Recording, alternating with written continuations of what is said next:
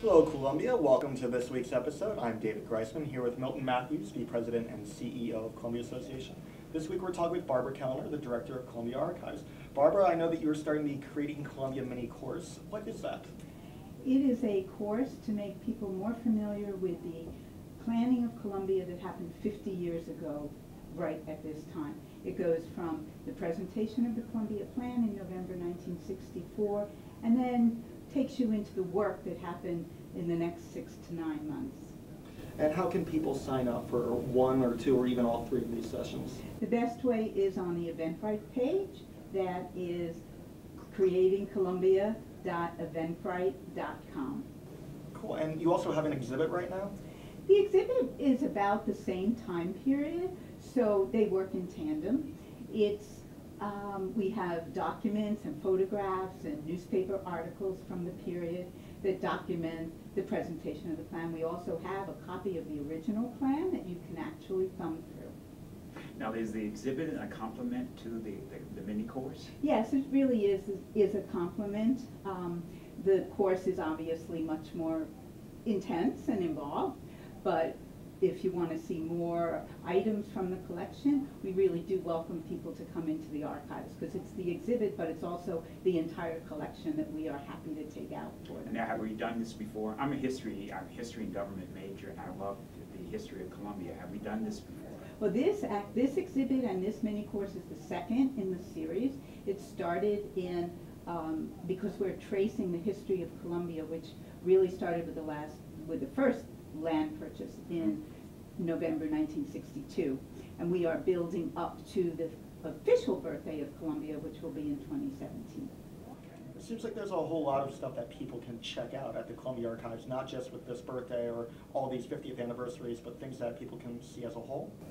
Well, you can certainly learn anything you want to know about the history of Columbia at the Columbia Archives. And the value of that is, the more you know about the history, the better you know how the present and the future interacts with all of that. Because as you know, Columbia is a very special place and it has a very special history. For different people, there are going to be different takeaways from the mini courses. But if you, given your background, your history with the Columbia Association and the community, what is one takeaway that you think would be relevant to everyone? Oh my gosh, tough question.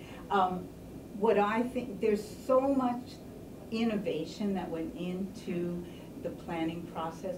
Just as an example, one is the Howard County Library.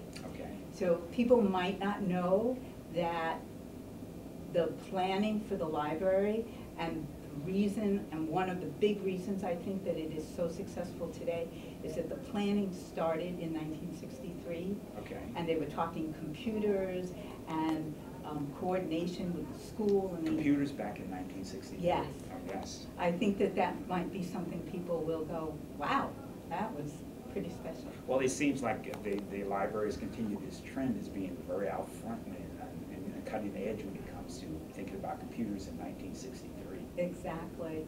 And I was just researching that Marvin Thomas, who was the director for for like 2 decades, he was invited to go to the 1964 World's Fair, where they were doing a special exhibit on library technology.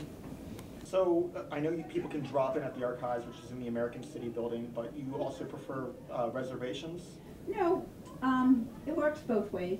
We're happy for people to just stop in. If you want to just come and look at the exhibit, or you want to pull out some photographs or something, there's really no need to make an appointment. If you want to do some serious research, it gives us better opportunity to prepare for you if you give us a call. I love Columbia Archives as a resource. Barbara, thank you very much for coming in and talking with us today. Columbia, thank you very much.